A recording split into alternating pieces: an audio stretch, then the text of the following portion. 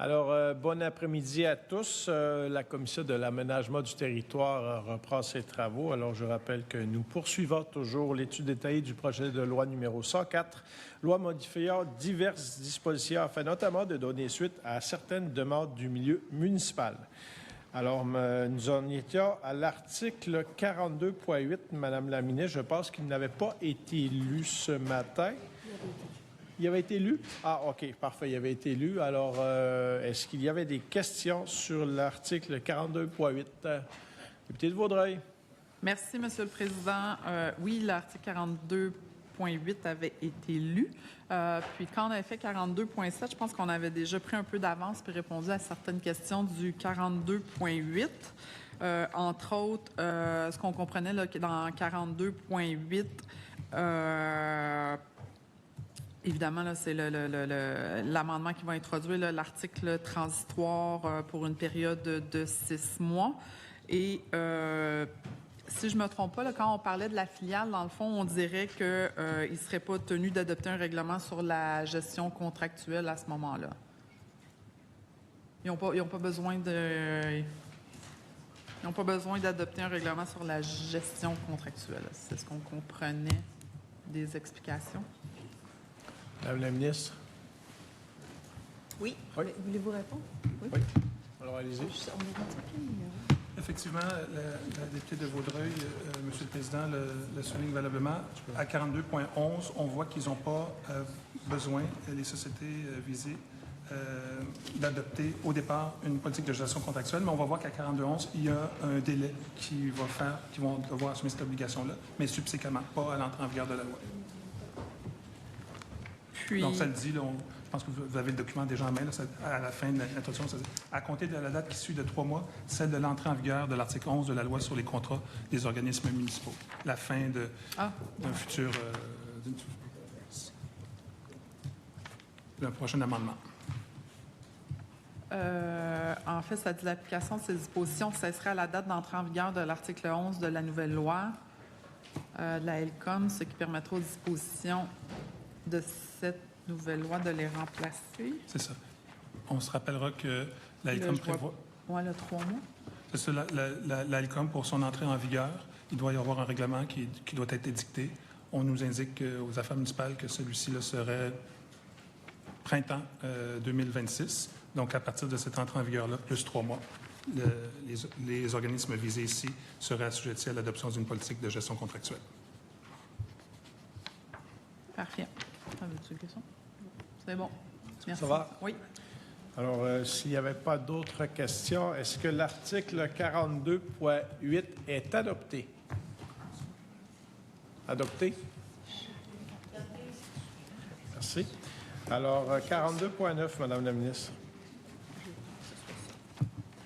Oui, article 42.9. Insérer après l'article 42.8 du projet de loi tel qu'amendé le suivant. 42.9, la loi sur les contrats des organismes municipaux ne s'applique pas aux contrats d'une filiale acquise ou constituée avant le... Oui.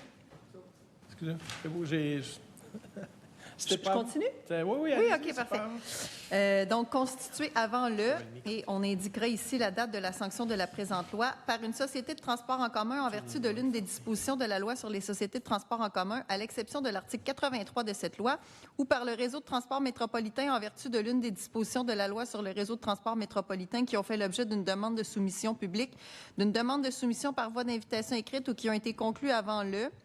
Et on indiquera ici la date qui suit de 6 mois, celle de la sanction de la présente loi. En commentaire, cet amendement introduirait dans le projet de loi un article transitoire s'appliquant aux filiales existantes d'une société de transport en commun ou du réseau de transport métropolitain qui seront à terme visées par les nouvelles règles encadrant les filiales. Il prévoit que la loi sur les contrats des organismes municipaux ne s'appliquerait pas aux procédures d'attribution en cours et aux contrats conclus avant la date à laquelle la filiale devient assujettie aux règles encadrant l'attribution des contrats. Cette règle transitoire est requise puisqu'une telle filiale ne serait pas visée par les règles transitoires prévues à la loi sur les contrats des organismes municipaux dans l'éventualité où cette loi entrait en vigueur avant que les règles d'attribution des contrats ne deviennent applicables à la filiale. Merci, Madame la ministre. Est-ce qu'il y avait des questions sur l'article? Député de Vaudreuil? Oui, merci, Monsieur le Président. Juste comprendre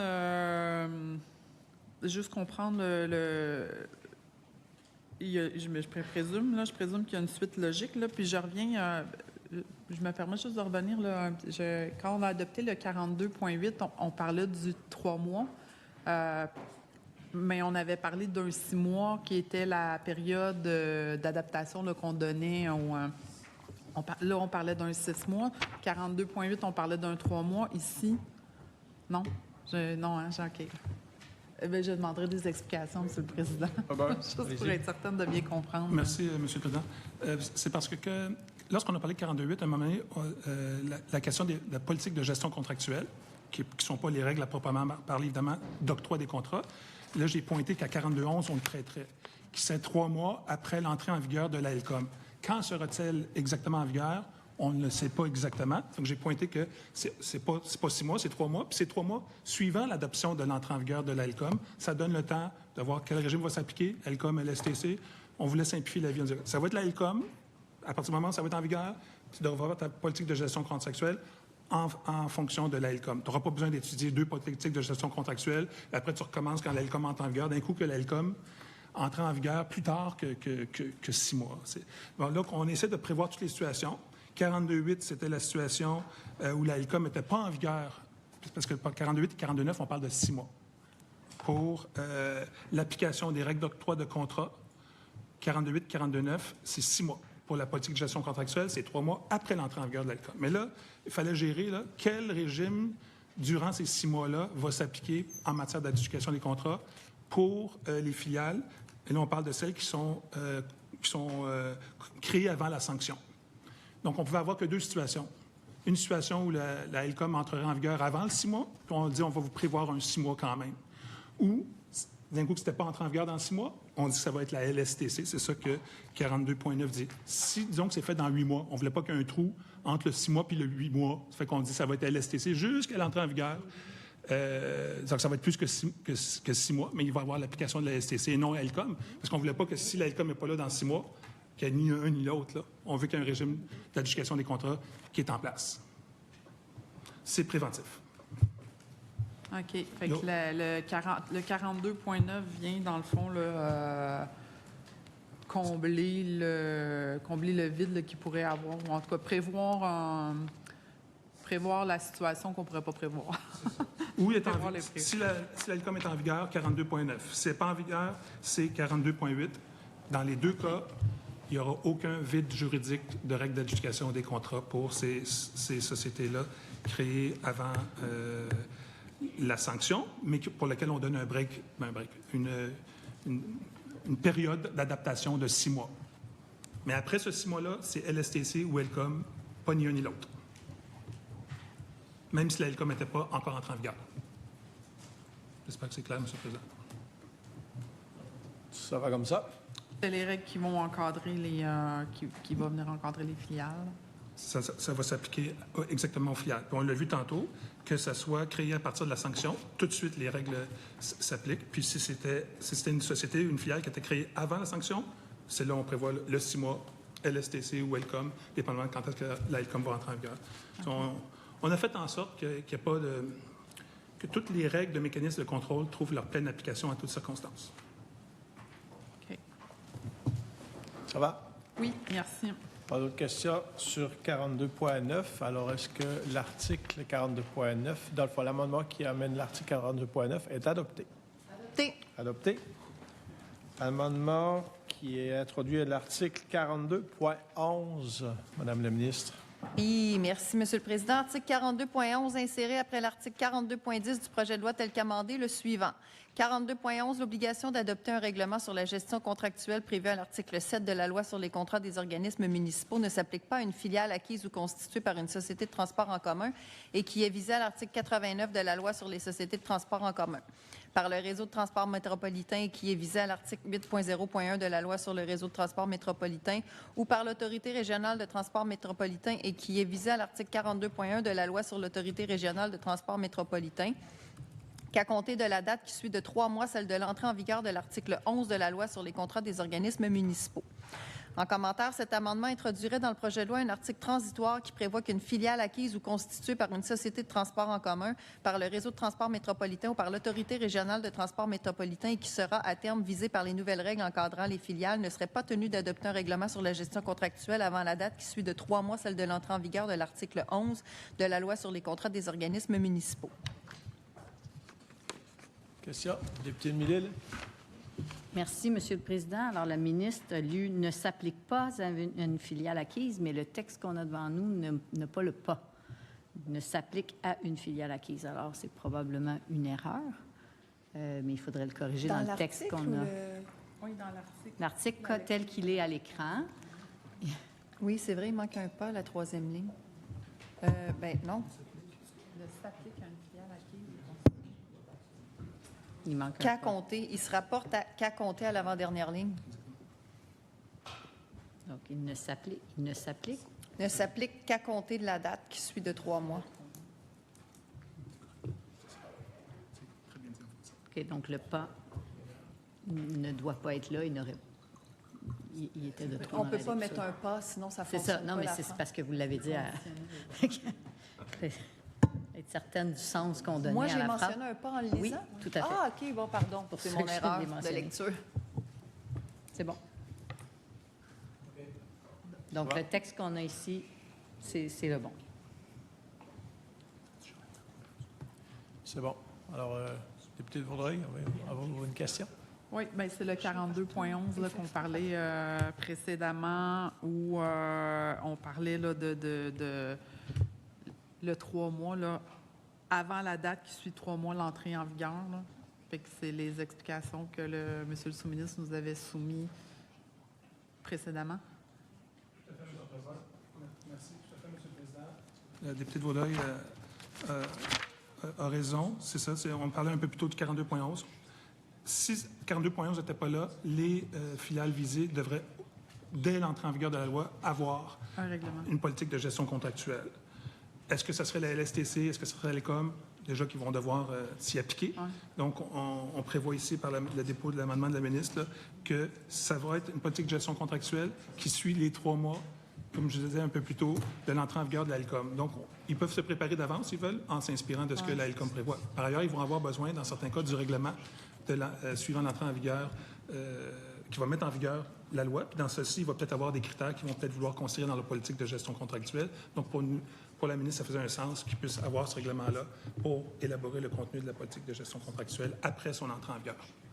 Puis ils ont été consultés, là, ils sont au courant là, de ces délais-là, de ces périodes-là, puis même qu'est-ce qui va être applicable ou pas. Bon, pour le 6 mois, Oui. pour l'application des règles d'adjudication des contrats, je l'ai mentionné un peu plus tôt, Monsieur le ministre, aujourd'hui, la députée de Vaudreuil a raison. On a consulté les sociétés de transport et puis leurs filiales, puis ce sont elles là, qui nous ont proposé le 6 mois. Pour dire vrai, ils savent qu'il se doit d'avoir une politique de gestion contractuelle parce que, par défaut, tous les organismes municipaux se doivent d'en avoir une.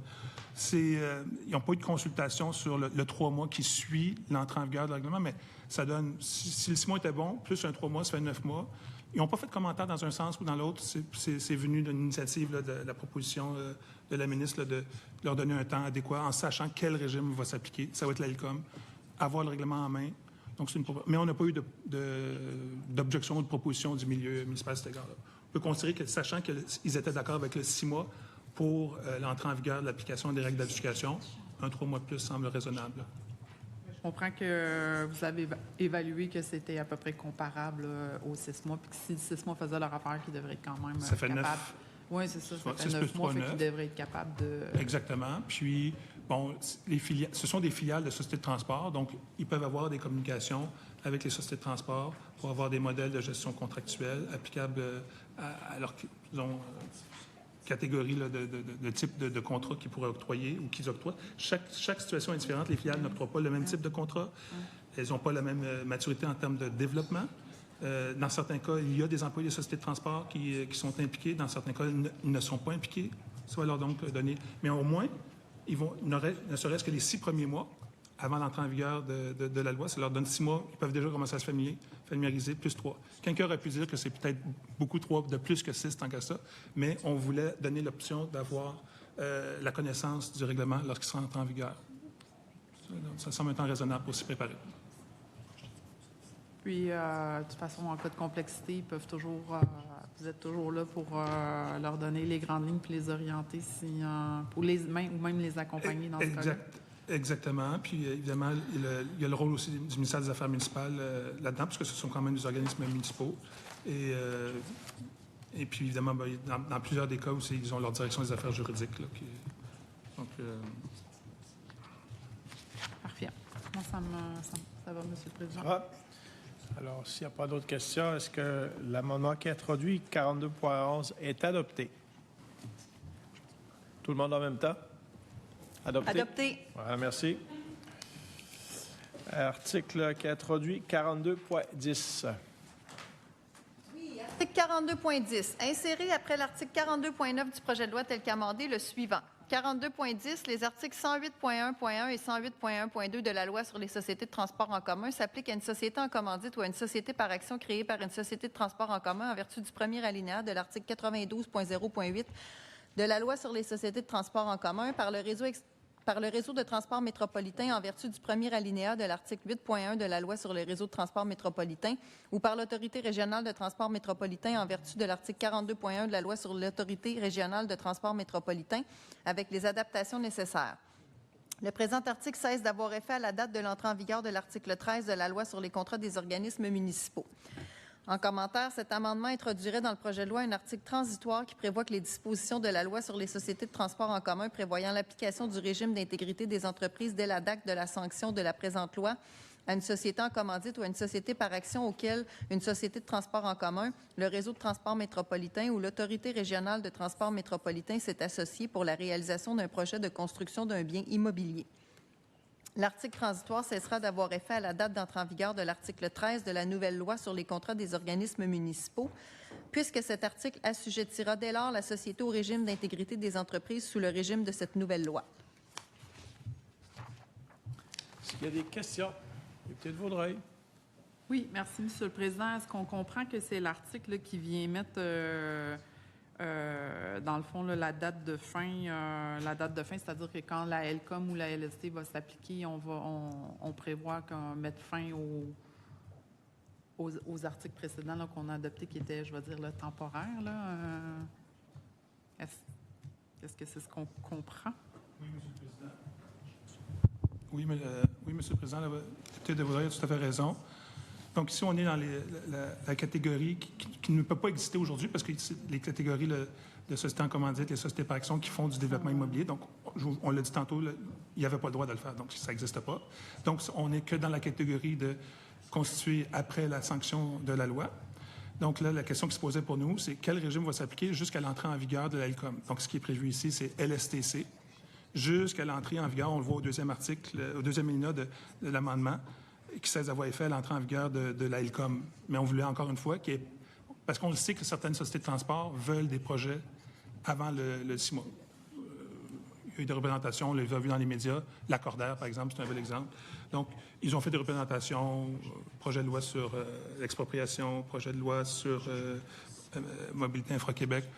Donc, ça n'engage pas qui que ce soit, mais si c'était d'intérêt public puis que le gouvernement y allait, on ne serait pas obligé d'attendre le 6 mois pour qu'il y ait un régime de règles d'adjudication qui soit en place. Parce que celui de la LSTC s'appliquerait. C'est pas parfait, mais ça permet de s'assurer qu'il n'y a pas de vide juridique s'il y avait un intérêt public d'aller de l'avant. En fait, encore une fois, ça ne laisse aucun vide juridique. C'est un ou l'autre, c'est LSTC ou LCOM.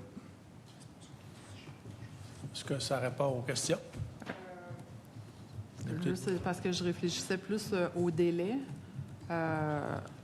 Oui. Ça ne veut pas dire que le délai pourrait être... ça veut pas dire que les délais pourraient être terminés. C'est ça. Ici, on n'a pas le 6 mois. C'est ça. On a ouvert une possibilité d'un délai d'agrément avec les filiales qui existaient à la date de l'entrée en vigueur de ce projet de loi 104. Mais si c'est une nouvelle société dans le développement immobilier, il faut avoir aussi à l'esprit que si vous êtes dans le développement immobilier, les incidences, les questions d'enjeux financiers sont d'un autre ordre. quand on regarde les états financiers de ce qui est produit pour ce qui existe déjà, on est dans une autre catégorie. Il y aurait eu de toute façon probablement des exigences dans le décret gouvernemental qu'on parlait ce matin. Là, Fait que c'est plus simple de s'appuyer sur une loi existante que des conditions qu'on aurait ajoutées au décret du gouvernement. Ici, ça rend les choses claires. Puis, ça témoigne aussi quelque chose qui est d'intérêt pour toute partie privée qui veut s'associer en partenariat avec une société de transport. Il n'y a pas un vide juridique sur la question. Es-tu prête à travailler avec ce régime-là? Voici, c'est LSCC, Elcom. Donc, ça communique même aux futurs partenaires, puis aux municipalités, si elles voulaient s'intéresser à soutenir, par exemple, en densification, le projet d'une société de transport. Bien, elle est au courant qu'on fait un encadrement juridique qui limite la responsabilité aux sociétés en commandite en développement immobilier, qui n'ouvrent pas la responsabilité des sociétés de transport, pour lequel on sait que s'il y a un déficit, ça peut engager les crédits de la municipalité, en fait, la responsabilité financière de la municipalité. Donc, on accompagne les municipalités selon la proposition de la ministre pour qu'elles soient protégées financièrement et que les parties privées, s'il y avait un intérêt, surtout, par exemple, aux appels à projets qu'on a parlé plus tôt, mais le savent. Le régime, dorénavant, c'est celui-ci. C'est connu, c'est établi. LSTC, jusqu'à quand Elcom arrive en place. Sinon, c'est Elcom, mais c'est pas ni un ni l'autre.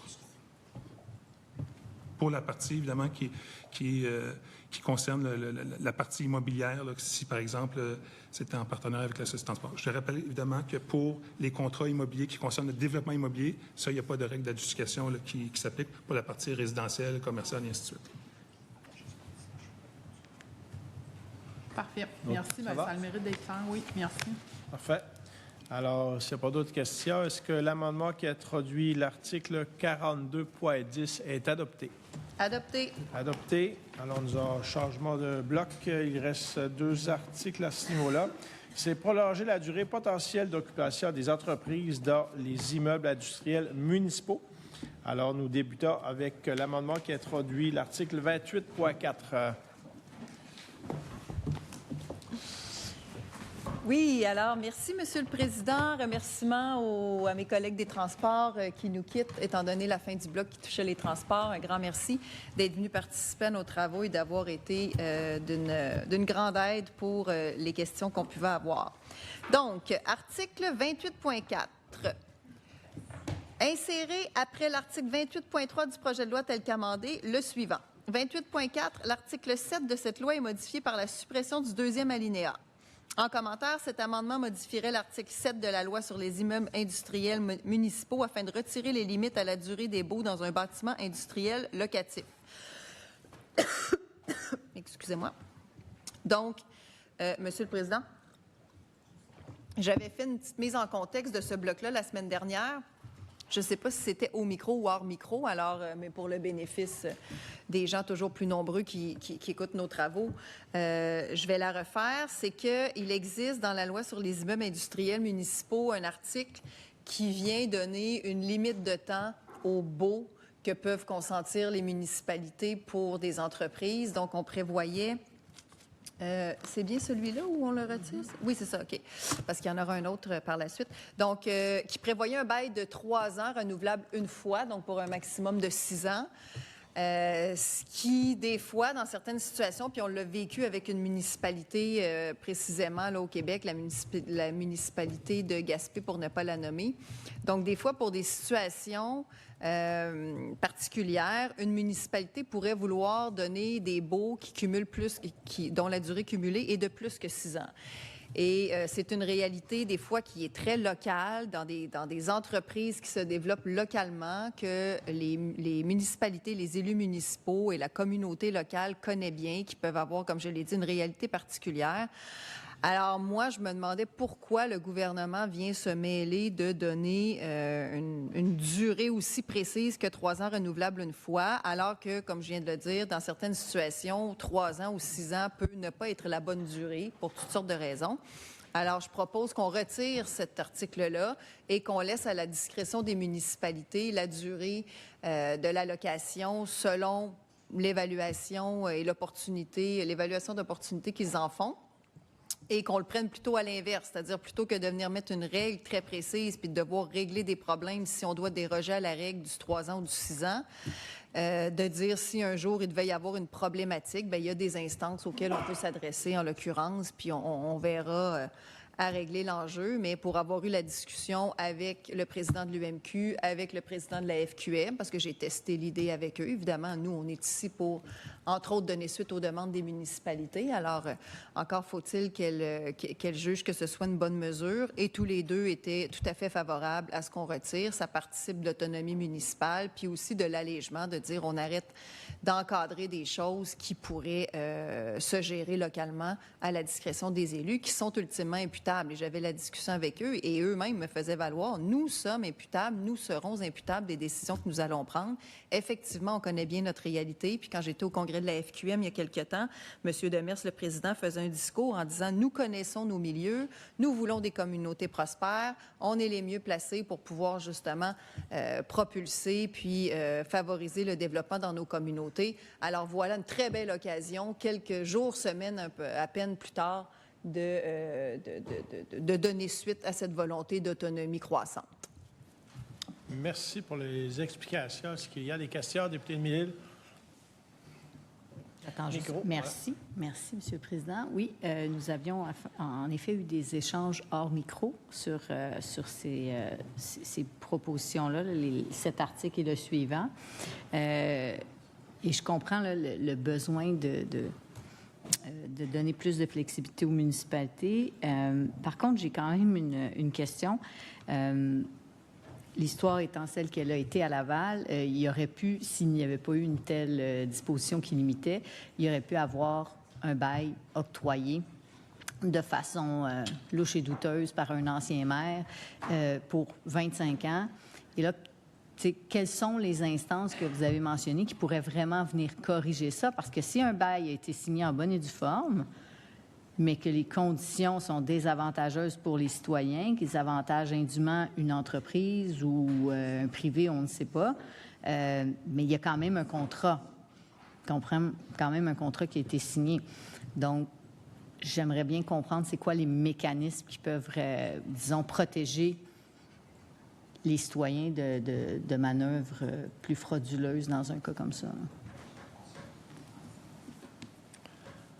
Madame la ministre.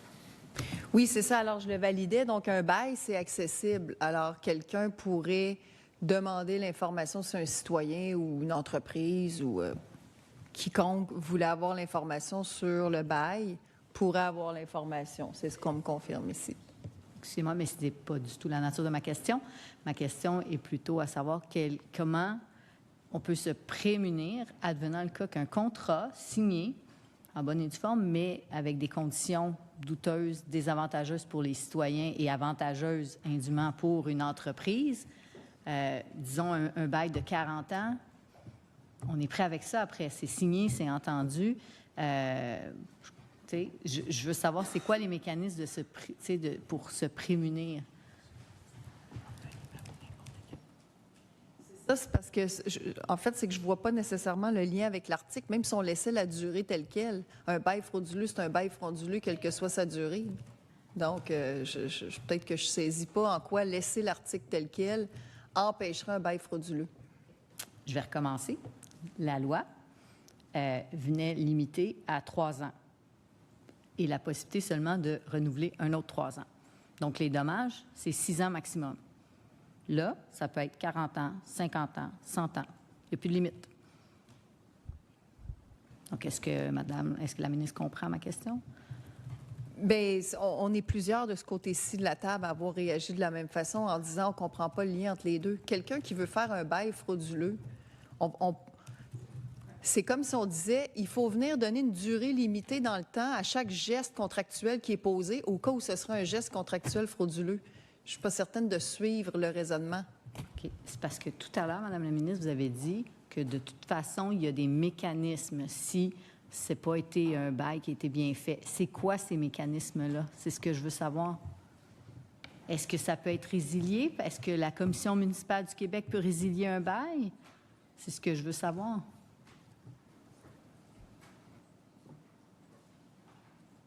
C'est ça, c'est que c'est les mécanismes, tu sais, que le bail dure 3 ans ou 6 ans ou 10 ans. S'il y a un bail frauduleux, c'est les mécanismes habituels où quelqu'un peut porter plainte ou mon collègue juriste peut donner le détail de ça, mais encore une fois, Ça n'a pas de lien avec la durée. Cet article-là ne venait pas empêcher un bail frauduleux. Oui, il venait limiter la durée du bail, mais en même temps, bien, c'est parce que là, ma collègue prend un exemple hypothétique où il y aurait un geste frauduleux qui serait commis, qu'évidemment, on ne souhaite pas. Mais est-ce qu'on va se mettre à contrôler l'ensemble du territoire pour éviter un cas hypothétique où, de toute façon, si quelqu'un veut poser un geste frauduleux, il va le poser quand même, fort probablement. Je pense Je vais juste reposer ma question. Quels sont ces mécanismes? Oui, bien, c'est ça. Un collègue peut répondre ici. Oui, alors, vous n'avez pas pris la parole ce matin? Non? Alors, à ce moment-là, j'ai besoin du consentement de la table. Consentement. Alors, vous vous présentez par votre nom et titre, monsieur. Oui, merci, Monsieur le Président. Philippe Cantwell, je suis avocat au ministère de la Justice. Je pense qu'il y a différents recours qu'une municipalité pourrait prendre si elle constatait qu'il y avait un vice là, dans un bail qui avait été accordé pour des motifs, des motifs frauduleux. Elle pourrait s'adresser aux tribunaux, demander une résiliation du bail dans des cas comme ça, où il y aurait vraiment une fraude ou un vice qui était susceptible d'affecter la validité là, du bail. Là. OK. Est-ce que c'est publié, les baux? Oui, les baux, oui, sont publiés. Mais OK. Ça n'a pas été testé, ça, ou ça a déjà été testé, qu'une municipalité ait signé un bail, puis que par la suite, ça a été résilié parce que les élus qui étaient en place n'avaient pas les bonnes intentions, disons, en signant le bail? Il faudrait que je fasse des recherches. Je n'ai pas de cas qui me viennent à l'esprit en ce moment. Je suis convaincue que s'il n'y avait pas eu cette disposition-là, on aurait des cas à Laval à une certaine époque. Le chapitre de la commission Charbonneau-Laval donne beaucoup d'indications. Député de Vaudreuil. Oui, mais je voulais juste savoir, Monsieur le Président, la municipalité, à partir du moment où elle peut louer là, pour des fins industrielles ou para-industrielles ou d'un immeuble qu'elle a acquis, là, ce bail-là, est-ce qu'il faut qu'elle passe par résolution? Est-ce que ça va apparaître dans une résolution de la municipalité? Je comprends qu'on enlève la période de temps déterminée, là, mais moi, je me demande juste, c'est pour le citoyen, est-ce qu'il peut le voir? Est-ce qu'il a accès, en quelque part, à part la publication des baux, là? Oui, allez-y. Oui, donc le principe par défaut, c'est le conseil qui se prononce. Là. Donc, en l'absence d'une délégation du pouvoir de contracter là, à un fonctionnaire, là, ça va passer par le conseil. Mais même dans le cas où c'était un fonctionnaire qui avait le pouvoir de conclure des baux au nom de la municipalité, ce serait un document de la municipalité qui serait, selon moi, accessible là, si une personne en faisait la demande. Il ferait partie aussi des archives de la municipalité. Mais soit le conseil municipal ou la décision du conseil, ou je comprends que ça peut être la décision du fonctionnaire si ça a été délégué au fonctionnaire, là, mais qu'ils n'ont pas nécessairement le besoin de faire une résolution, parce que la municipalité puis les villes, ça parle par résolution.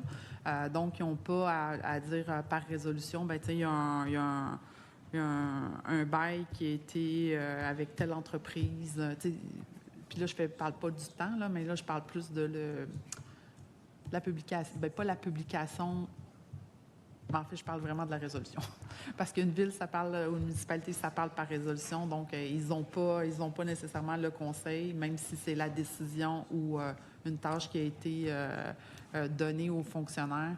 Ils n'ont pas nécessairement besoin de le passer par résolution du conseil. Parce qu'ils prennent la décision au conseil. Ça, je l'ai compris.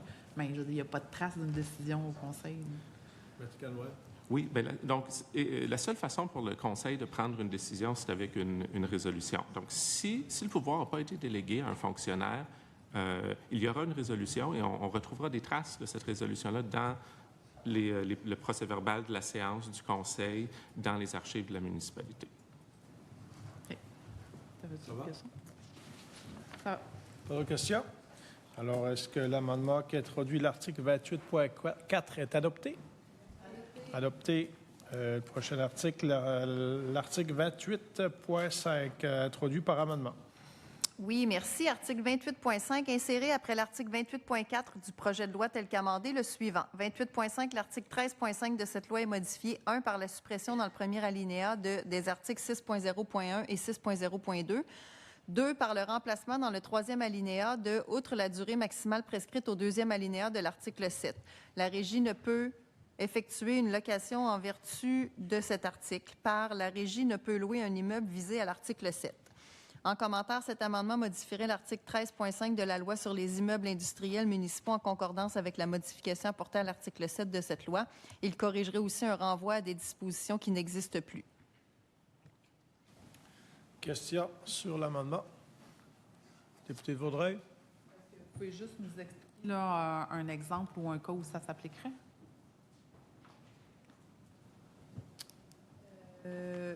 Dans quel sens? Parce que là, on est en concordance avec ce qu'on vient de faire à l'autre article avant. Donc,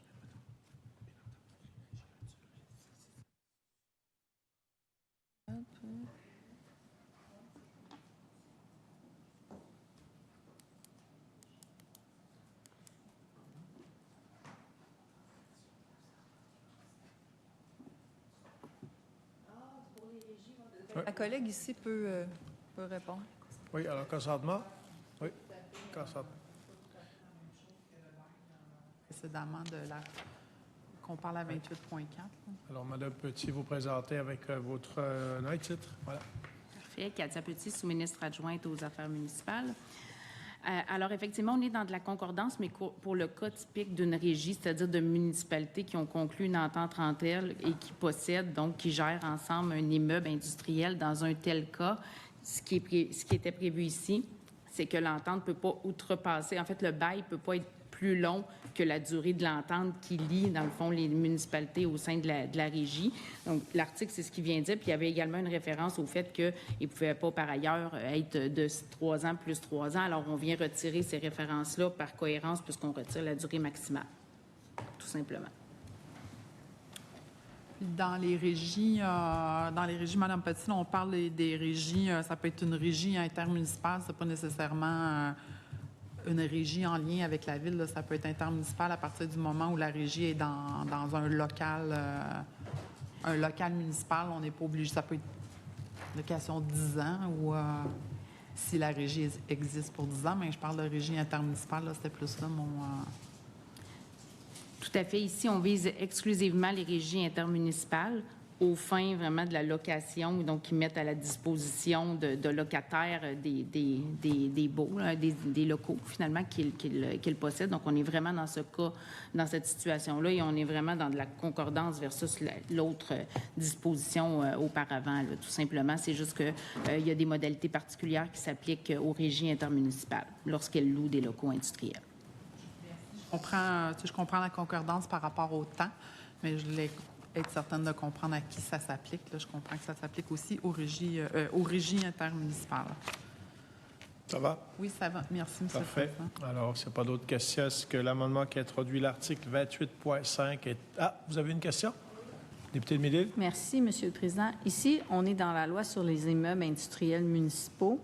Je me souviens pas l'élément d'avant. Est-ce que ça vaut pour tout type de bail? Ça, j'ai peut-être pas remarqué. C'est la même loi. C'est la même loi, l'autre avant, hein? C'est que ça, c'est la loi sur les immeubles industriels municipaux, puis celle-là aussi, c'est la même loi. OK. Donc qu'en est-il là, des immeubles, des baux qui seraient, par exemple, avec des organismes communautaires ou d'autres types de baux, là, outre les immeubles industriels? Oui.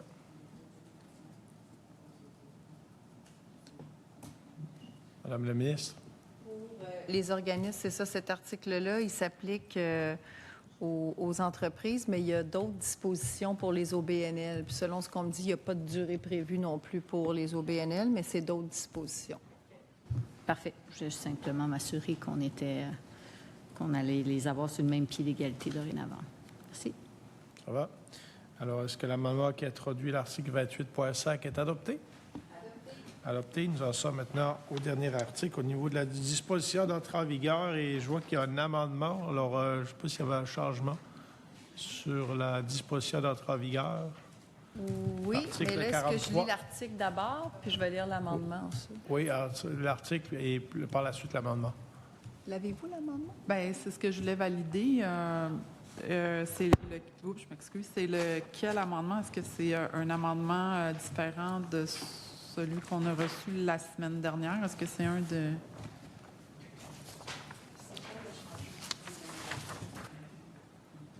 J'imagine que c'est la date. Non? C'est quand même la deuxième fois aussi qu'on arrive Ouais. aux articles d'entrée en vigueur, M. le vigueur. Président. Alors, Le plus à jour a été envoyé hier. Fait que je ne sais pas si vous l'avez vu. Ça tient compte de tous les amendements qu'on a faits. OK.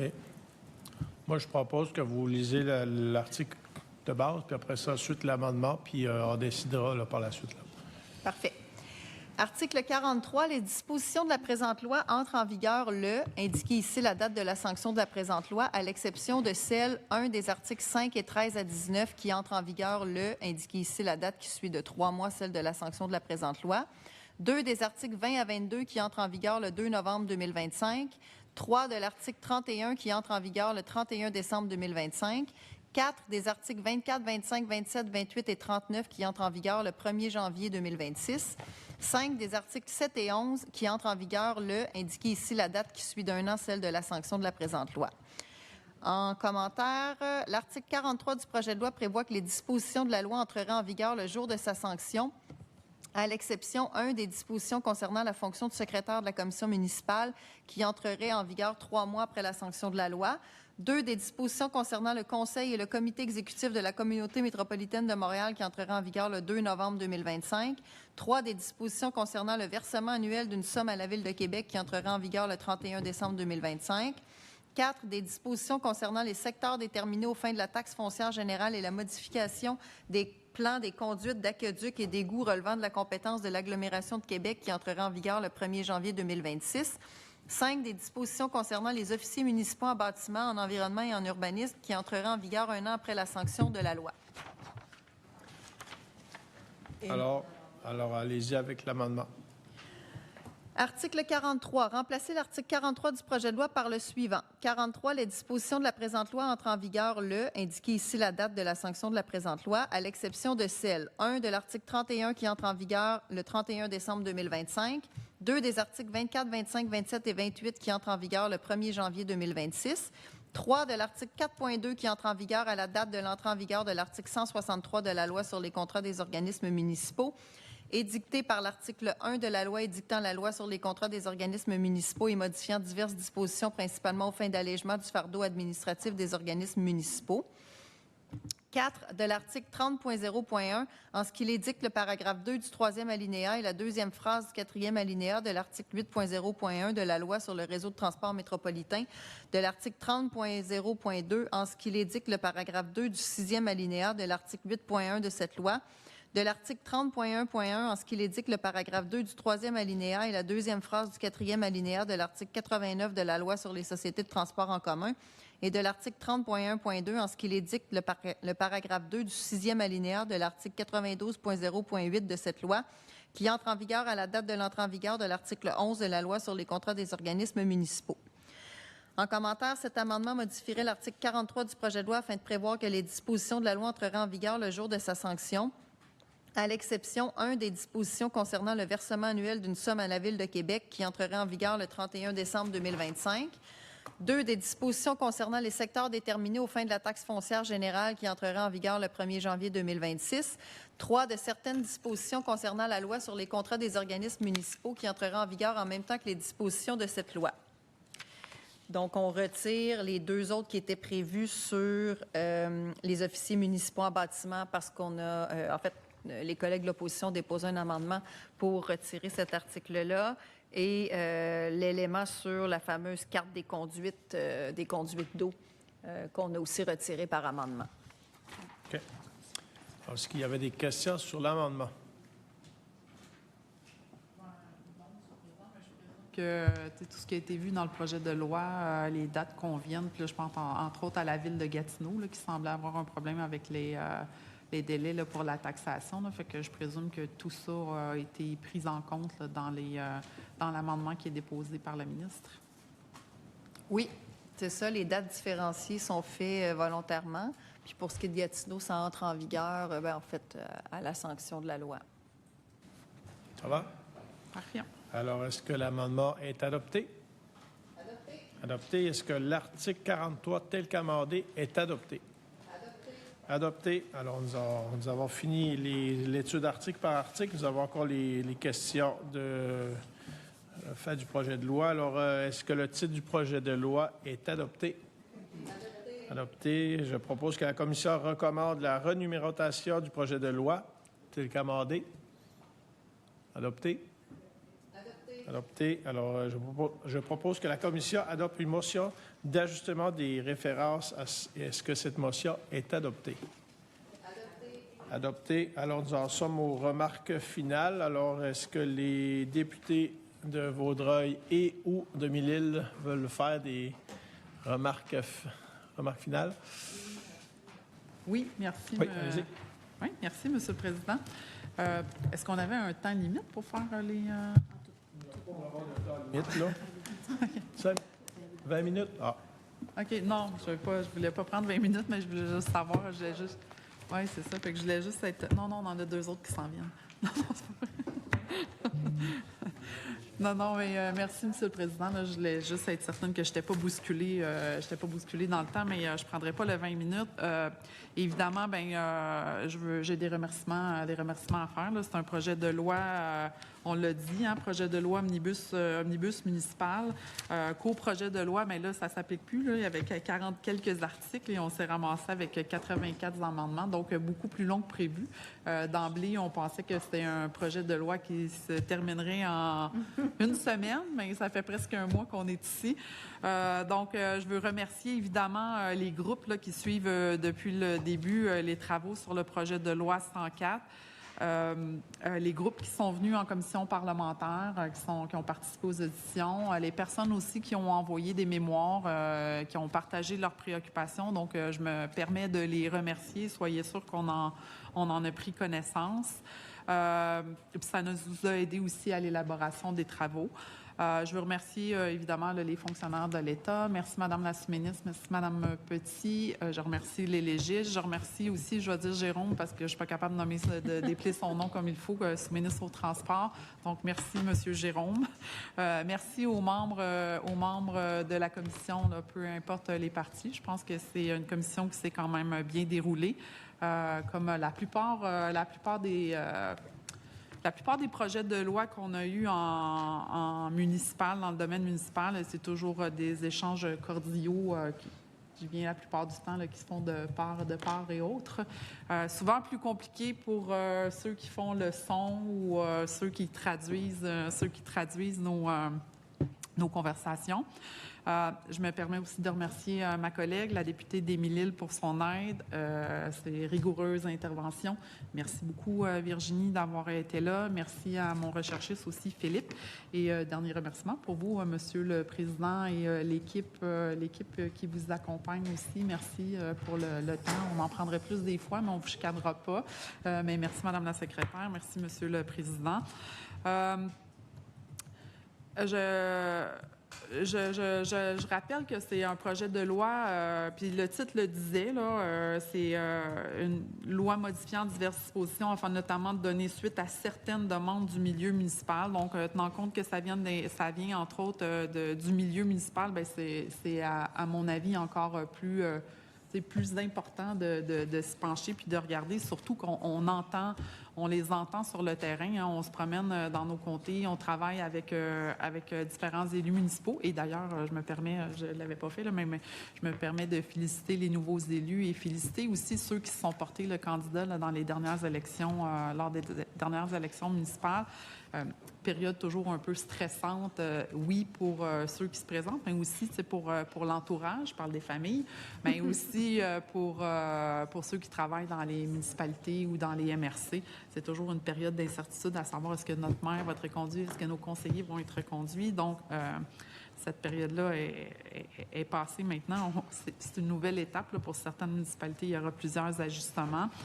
Donc, mais ce qu'on entend quand même, c'est peu importe que vous ayez été candidat ou que vous soyez maintenant élu, c'est la charge administrative, ça revient beaucoup. La charge administrative qui pèse sur les municipalités et les demandes de simplifier le processus, là, peu importe que ça vienne de la FQM, de l'UMQ, c'est soulevé à chaque fois. On demande aussi d'accroître l'autonomie, leur agilité en matière de gestion, d'aménagement, de gouvernance. C'est ce qu'on a regardé aussi dans le présent projet de loi. Je passe vite sur la gouvernance. Moi, je suis d'avis, puis je l'ai mentionné, là, les articles 20, 21, 22 sur la gouvernance de la CMM, à l'effet que je pense qu'on aurait pu regarder ça autrement que vite, comme ça, sur un coin de table à 1 an des élections. Là, je pense qu'on aurait pu avoir une représentation plus, disons-le comme ça, plus complète. La démographie change, les gens se déplacent, puis on l'a vu pendant la COVID. Moi, j'habite dans une région qui est en pleine explosion démographique. Vaudreuil, Soulanges. On le voit sur la Rive-Sud, on le voit sur la Rive-Nord, puis c'est important que ces élus-là puissent avoir leur mot à dire. Puis la CMM avait quand même pas... En fait, ça fait 25 ans là, que la gouvernance n'avait pas été revue. Je pense qu'il fallait que ça soit revu. Certains vont dire, ben oui, mais c'est un bon pas, c'est un début. Ben moi, tant qu'à faire ça rapidement comme ça, j'aurais aimé ça pouvoir les consulter puis avoir qu'on trouve ensemble, puis même qu'on puisse comparer ce qui se fait ailleurs pour prévoir une gouvernance qui s'adapterait dans le temps. C'est-à-dire qu'il va en avoir d'autres changements, là, puis c'est ce qu'on essaye de faire dans nos projets de loi, de prévoir une certaine pérennité, de prévoir une certaine... Puis je pense que c'est comme ça que ça aurait dû être fait pour mieux refléter, entre autres, l'évolution démographique et politique entre Montréal, puis sa couronne, Montréal, puis la Rive-Sud, Montréal, puis la Rive-Nord. Mais bon... voilà, Monsieur le Président, je veux pas prendre trop de temps, mais je tiens à rappeler et même à saluer, entre autres, les mesures qui ont été introduites un peu par surprise, puis un peu... Je vais le dire comme je le pense, c'est quand même des amendements qui nous ont pris par surprise en matière de transport.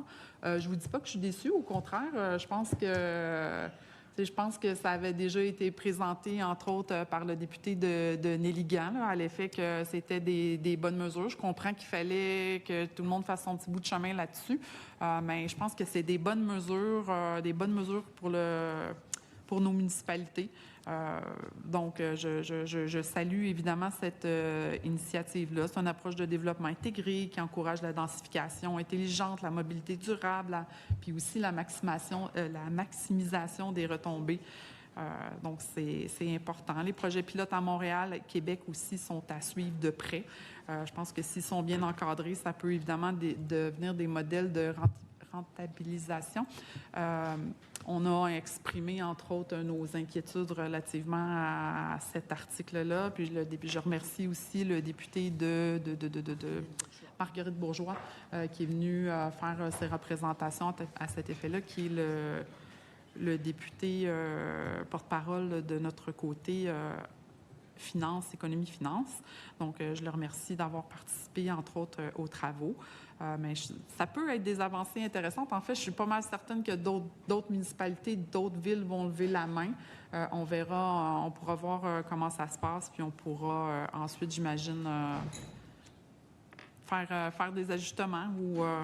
Le monde municipal évolue, le monde municipal demande beaucoup d'autonomie. Moi, je crois beaucoup à l'autonomie des municipalités. Pour avoir été mairesse, je pense que c'est le fun, justement, d'avoir de la latitude. Des fois, là, les municipalités ont des bonnes idées, mais c'est tellement encadré qu'ils ne peuvent pas mettre de l'avant tel projet ou qu'ils ne peuvent pas faire telle affaire parce que c'est trop encadré. Donc, je pense qu'il faut toujours mettre de l'avant cette autonomie municipale-là. Je ne veux pas passer point par point. Là, je vais y aller de façon globale. Je pense qu'on aura d'autres tribunes là, pour s'exprimer, entre autres au Salon Rouge, là, suite à la fin de nos travaux ici dans cette commission parlementaire. Mais voilà, Monsieur le Président, là, l'opposition a fait son travail de façon rigoureuse, constructive. moi, je suis bien fière du travail qu'on a accompli ici en commission parlementaire. Pas toujours facile, surtout quand on n'a pas, entre autres, assisté au projet de loi 61 sur la partie des transports. En tout cas, moi, j'ai plus de facilité où je me sens plus comme un poisson dans l'eau quand on parle du municipal, un peu moins quand on arrive dans la complexité des transports. Puis c'est complexe, là. Je pense que c'est facile de s'y perdre là, avec juste les sociétés, les personnes morales, les sociétés de transport, la LCOM, les lois qui s'appliquent. Puis, donc, c'est quand même assez complexe. Donc, je remercie tous ceux qui ont participé à nous fournir des explications pertinentes pour faire nous démêler tout ça. Donc, voilà, Monsieur le Président, bien contente que les travaux soient enfin terminés parce qu'on ne se le cachera pas, là, ça fait 2 fois qu'on arrive à l'article 43. Donc, bien contente qu'on puisse enfin adopter le dit projet de loi. Merci. Merci beaucoup, député de Vaudreuil. Je vois député de Mille-Îles, alors ça va. Alors, je vais donner la parole à Mme la ministre. Oui, Monsieur le Président. Bien, je suis en train de penser que j'exclus pas de peut-être avoir d'autres amendements qui seront approuvés au prochain Conseil des ministres, mais c'est une blague. Jamais 203 pour se rendre à l'article 43, mais là, il est adopté. Alors, Monsieur le Président, effectivement, comme le dit ma collègue, on est arrivé au bout de cet exercice-là, de l'étude détaillée. Moi aussi, je vais commencer en renouvelant nos félicitations au nom de tous mes collègues ici, à tous ceux qui ont fait cette campagne électorale municipale. On est ici aux affaires municipales, alors je pense que c'est la meilleure tribune là, pour tous joindre notre voix et vraiment les remercier, les plus de 12 000 personnes qui se sont portées candidates, ceux d'entre eux qui ont été élus, mais vraiment tous ceux qui font le choix de faire de la politique. Je pense qu'on est tous ici, les élus dans la salle, bien placés pour savoir que c'est pas toujours chose aisée avec les réseaux sociaux et un certain nombre d'autres facteurs. Alors, bravo et merci à tous ceux qui ont fait le choix de se présenter dans cette élection municipale. Je le disais, donc, on est ici aux affaires municipales. Parlant de gens qui se sont présentés aux élections municipales, je veux avoir aussi mes premiers mots, ou dans mes premiers mots, pour ma prédécesseur, André Laforêt, qui a déposé ce projet de loi à l'origine au mois de mai dernier, qui occupait les fonctions que j'occupe actuellement et donc qui avait pavé la voie pour ce qu'on vient de conclure aujourd'hui avec nos équipes aussi, évidemment, que je remercie mes équipes des affaires municipales qui sont ici avec moi aujourd'hui, donc qui avait confectionné ce projet de loi-là qu'elle a déposé avant moi, qui pavait la voie à ce qu'on a été en mesure d'adopter. Évidemment, on l'a bonifié depuis, c'est toujours le cas. C'est sûr que, compte tenu des circonstances particulières, disons qu'il y a eu une bonification substantielle, dans le sens qu'il y a eu plusieurs amendements qui ont été proposés, mais le contexte de mon arrivée et de cette opportunité-là qu'on avait à travers le projet de loi comme véhicule législatif pour faire des changements rapidement. Quand je suis arrivée aux affaires municipales, je l'ai dit, moi, j'ai 2 priorités. Créer des nouveaux revenus autant que possible sans toucher à la poche des contribuables et faire du ménage, de l'allègement, puis augmenter l'efficacité dans nos municipalités. Alors, j'ai saisi l'occasion qu'on avait avec le projet de loi 104, en sachant que c'était ces priorités-là, non seulement les miennes, mais relativement partagées a priori par le milieu municipal, mais aussi, j'en suis certaine, par l'ensemble des collègues du Parlement ici, parce qu'on est tous à la recherche de plus d'argent et de plus d'efficacité. Alors, donc, c'est ça. Alors, remerciement à ma prédécesseure, André Laforêt, remerciement aussi à mes collègues, à tous mes collègues du gouvernement, plusieurs ici qui ont été avec moi presque tout au long de l'exercice, et pour ceux qui ont été présents, en tout ou en partie, en fait, je les remercie. Remerciement, je l'ai dit, à mes équipes des affaires municipales, à mes équipes des transports aussi, Monsieur Jérôme, avec qui j'ai passé moi aussi beaucoup de temps en commission à une autre époque, et à nos équipes aussi, là, donc de juristes, l'ensemble des gens qui nous accompagnent aujourd'hui. Très, très, très heureuse, donc, de conclure l'exercice. Et remerciement aussi, Monsieur le Président, à mes collègues des oppositions, à la députée de Sherbrooke, à la députée de Mille-Îles, au député de Marguerite-Bourgeois, qui est venu aussi, qui a été présent à un certain moment, et à la députée de Vaudreuil, qui est la porte-parole pour le projet de loi, parce que c'est vrai qu'il y a eu beaucoup de mouvements dans ce projet de loi-là. Il y a eu beaucoup d'ajouts. Je viens d'expliquer le contexte très particulier de mon arrivée. Alors donc, j'ai saisi une opportunité, mais je veux remercier l'opposition officielle pour son ouverture puis pour son agilité à travers tout ça. Parce que malgré tout, on a été capable de traverser, de le faire bloc par bloc, d'avoir des thèmes, de le faire de manière somme toute organisée. On avait aussi, comme le dit ma collègue de Vaudreuil, quand même des gens très experts autour de nous là, qui ont été en mesure de répondre à plusieurs de nos questions, donc d'orienter nos travaux de manière intelligente. Mais donc, je veux remercier mes collègues de l'opposition là, pour cette ouverture-là, leurs équipes aussi, bien sûr, toutes les équipes, vous, Monsieur le Président, les équipes de la présidence. Je suis vraiment très heureuse qu'on conclue ce travail-là aujourd'hui parce que ça vient, en quelque sorte, non seulement répondre à des demandes du milieu municipal, mais ça vient compléter aussi un parcours que j'avais amorcé au transport. On en parlait tout à l'heure. J'ai 2 grands objectifs, créer des nouveaux revenus puis améliorer l'efficacité. Et ce matin, c'est notre collègue de Mille-Îles qui amenait le fait que les sociétés de transport ont des déficits. Il faut pouvoir aller chercher idéalement des nouveaux revenus pour nous aider à créer des nouveaux revenus pour éponger les déficits. J'ajouterais qu'il faut combiner avec des mesures d'optimisation. Comme je l'ai dit souvent, quand je suis arrivée au transport en 2022, on nous menaçait de fermer le métro si on ne donnait pas 560 millions à la RTM pour les déficits dans le Grand Montréal. Et aujourd'hui, on ne voit plus ce genre de menaces. Et au contraire, on voit des gestes d'optimisation de la part des sociétés de transport pour essayer de réduire les dépenses.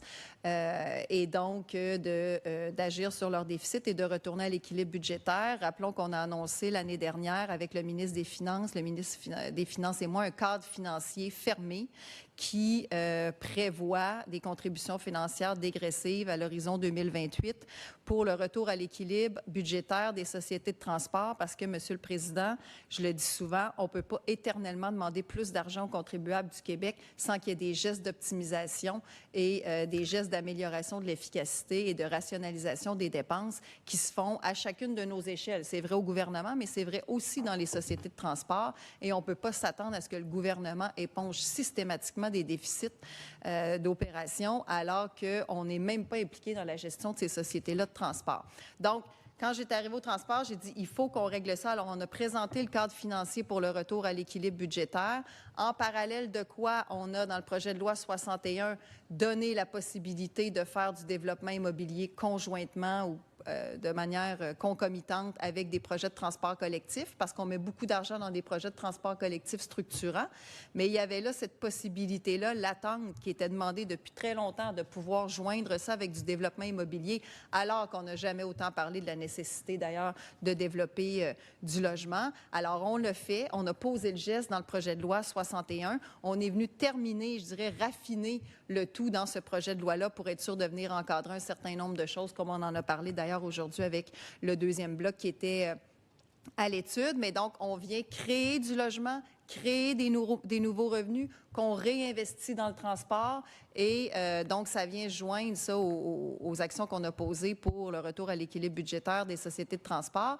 Et en plus de tout ça, on a dans ce projet de loi-là une autre grande avancée que je qualifie de petite révolution, l'ouverture sur la possibilité de diversifier les placements dans les municipalités, en commençant par Montréal et Québec. Donc, encore une fois, on va chercher du nouvel argent potentiel sans toucher à la poche des contribuables, sans augmenter des tarifs, sans créer de nouvelles taxes. Donc, c'est de l'argent là, qui est là, du rendement potentiel qui est là. Évidemment, le rendement, ça fluctue. Ce n'est pas toujours les rendements les plus élevés et ils ne sont pas toujours au plus bas non plus. Ça fluctue. Alors, d'où l'importance de l'encadrer comme il faut, de s'entourer de gens qui sont experts de ça, d'investir aussi, de faire des placements qui sont intelligents, comme on le fait pour nos propres portefeuilles de placement. Monsieur le Président, je pense qu'on regarde tous un peu, que ce soit les cours de la bourse ou les placements les plus avantageux pour notre argent à nous. Alors, ce sera la même chose pour les municipalités. Mais il y a quand même de l'argent disponible, potentiel, qu'on serait capable d'aller chercher, comme ils le font en Ontario, comme on le fait ailleurs aussi au Canada. Alors, pourquoi pas le faire au Québec, alors qu'on a au moins autant besoin qu'eux d'avoir accès à plus de revenus, encore une fois, sans prélever dans la poche des Québécois. Donc, en mettant tout ça ensemble, Monsieur le Président, je le disais, J'ai l'impression qu'on vient d'une part compléter un parcours qu'on avait amorcé au transport en allant faire tout ce qu'on pouvait en termes de création de nouveaux revenus à même les lois du transport et les possibilités que nous offrait le corpus législatif du transport. Et on vient en créer des nouvelles avec notre propre corpus législatif, avec ce qu'on est capable de faire aux affaires municipales.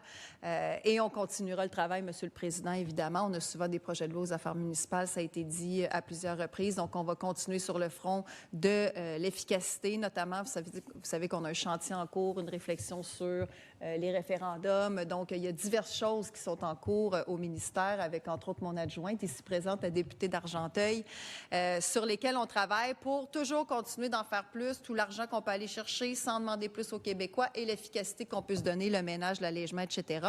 L'exemple de la loi sur les immeubles industriels municipaux est un excellent exemple de quelque chose qui ne coûte rien et qui nous permet d'améliorer l'efficacité municipale. Donc, sur ce, Monsieur le Président, j'aurai l'occasion de réintervenir au Salon Bleu, évidemment, à la prise en considération et à l'adoption finale. Alors, je serai encore plus exhaustive parce que je ne veux pas retenir mes collègues trop longtemps, mais je me réjouis encore une fois et je remercie vraiment tous ceux qui sont ici autour aujourd'hui et ceux qui ne sont pas présents dans la salle, mais qui ont contribué soit à confectionner le projet de loi, soit un des nombreux amendements et bien sûr tous nos partenaires municipaux à l'extérieur du Parlement, à l'extérieur de nos ministères. C'est pour eux qu'on le fait et à travers eux pour nos citoyens, mais ils sont des partenaires de premier plan. Quand on parle de consulter, ça revient souvent. Et un mot peut-être sur la CMM aussi, je l'ai oublié. Quand même aussi très important de mentionner que pour la première fois depuis 20 ans, on touche à la gouvernance de la CMM pour refléter l'évolution démographique et territoriale de la CMM depuis 2005. Ça faisait 20 ans qu'on était en statu quo et les populations, les mouvements démographiques, ça bouge. Alors, on le regardait, là, je ne rentrerai pas dans toutes les statistiques, que ce soit les électeurs ou la population, les projections 2041 de la population, mais on voit bien que les couronnes gagnent en population. Alors, on est venu rééquilibrer la gouvernance en donnant, entre autres, un siège spécifique aux municipalités rurales, aux petites municipalités rurales dans nos couronnes. C'était une demande de longue date. Des gens ont pris la peine, des élus ont pris la peine de venir en commission des deux couronnes, de Laval aussi d'ailleurs, de partout sont venus, les villes reconstituées de Montréal, etc. Mais il y a eu cette demande-là qui est venue là, sur cette volonté de faire entendre la voix du milieu rural, qui est une voix à part entière, qui est une voix spécifique dont la réalité n'est pas complètement ou n'est pas tout à fait exactement celle de la CMM. Oui, ils font partie de la CMM, mais ils ont une réalité particulière et c'est important pour nous, pour notre gouvernement, que cette voix-là puisse être entendue avec un siège spécifiquement dédié aux municipalités rurales de 25 000 habitants et moins au sein du Conseil de la CMM. Donc, un siège sur 28 réservé aux petites municipalités rurales. Alors là, c'est vrai que je m'arrête, Monsieur le Président. Donc, vous aurez l'occasion de me réentendre à la prise en considération, comme je vous le disais, si jamais ça vous intéresse. Donc, encore une fois, un grand merci à tout le monde. Merci aux gens de mon cabinet aussi. Important de ne pas les oublier ici. Brandon et Jonathan qui m'ont beaucoup aidé, le reste de mon cabinet aussi, évidemment, mais eux particulièrement sur les sujets qui concernaient le projet de loi. Donc, merci, Monsieur le Président. Merci beaucoup, Madame la ministre. Alors, à mon tour de vous remercier tous. Vous êtes toujours agréable à travailler. C'est pour ça que j'ai gardé la présidente de l'aménagement du territoire toutes ces années. J'adore ça, travailler avec vous, parce qu'au final, on travaille pour nos citoyens et plus particulièrement pour nos maires et mairesses, que je profite pour les féliciter d'ailleurs pour ceux qui étaient là, ceux qui ont été réélus par acclamation et les nouveaux. Et puis, comme je disais l'autre jour à la députée de Vaudreuil, avec les années que je suis là, j'ai même été parfois conseillé pour ces maires-là qui rentraient en matière. Des fois, c'est pas évident. Il y a des décisions qui ont été prises. Alors, on peut les conseiller quand ça donne. Et puis, c'était bien ça. Là. J'en ai au-dessus de 60, soixantaine de maires MRS au Cantor avec ces années. Alors, juste à Drummondville, j'en ai 5, et puis j'ai 20 municipalités. Alors, faites une moyenne, c'est pas peu dire, et c'est toujours un plaisir. Alors, je vous remercie. Et je finis par remercier notre secrétaire qui nous quitte, hélas. Alors, elle s'en va. Il fait trop chaud à Québec. Elle nous quitte pour le Grand Nord. Alors, Héloïse, ça a été un plaisir de travailler avec toi. Alors, bonne continuation. Merci à tous. Étant donné que la commission ait accompli sa mission, j'ajourne les travaux sine die.